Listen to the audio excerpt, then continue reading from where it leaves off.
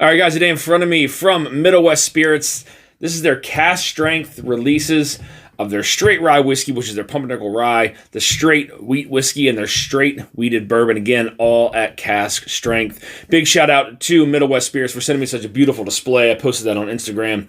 They had all these bottles inside and then two absolutely gorgeous glasses. Today we are going to get started with their straight wheat whiskey. So without further ado, let's go.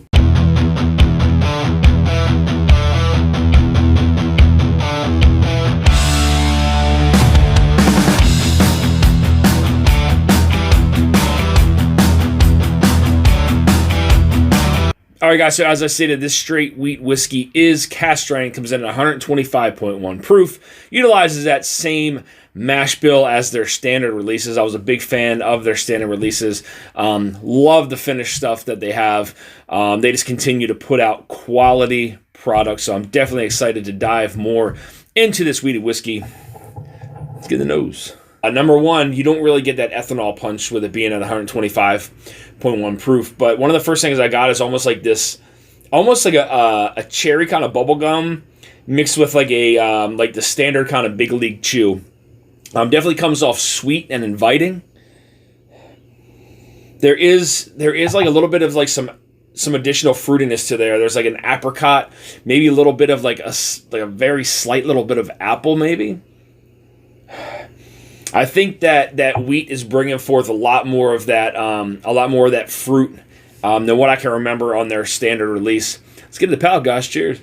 It coats the palate very well. It leaves a nice kind of spice there, like a film of spice from the front to the back of the palate.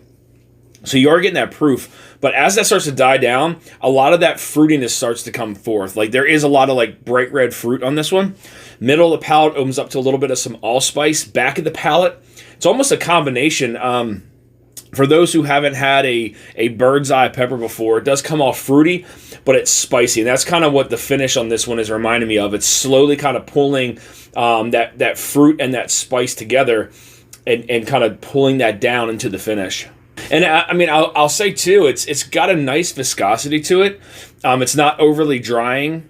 And it's not overly viscous, but it has a nice viscosity to it. It's kind of sticking to my cheeks a little bit, but that nice kind of spicy film that I like from the front of the palate to the back, still kind of there hanging on. Very different, again, from their standard release. I know that the proof differences are there, but this one I feel like it offers like there's more fruitiness to this than their standard release, where sometimes a higher proof may kind of mask some of that. Some of those features or qualities of the whiskey, but this right now is actually it's really kind of winning me over. Let's get a last sip, guys. Cheers. It kind of leaves you that film that kind of dies down, but now like that fruitiness. There's a little bit of some apple, maybe some kind of raspberry in there. Definitely more on the brighter side of the red fruits. But you're still getting that spicy kind of fruity finish that you would get like with a bird's eye pepper. Again, that's something that comes off fruity and spicy. It's not so much like a blacker kind of white pepper. That's going to be more spice driven and kind of less flavorful. But those bird's eye peppers do come off way more fruity, fruit flavored, and then spicy at the same time.